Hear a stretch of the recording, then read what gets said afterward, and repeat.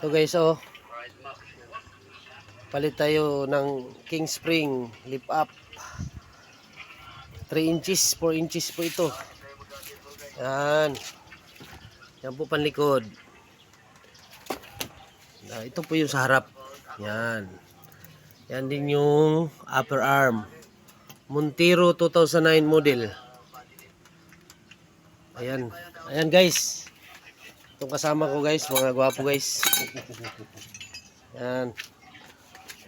Inayos natin guys. Kaya hindi na satisfied yung customer sa unang gumawa guys. Kaya inayos natin. Sana ma-satisfied ngayon ang customer guys. Tapos ang masarap guys, binigay pa lahat ng mga ano guys, oh.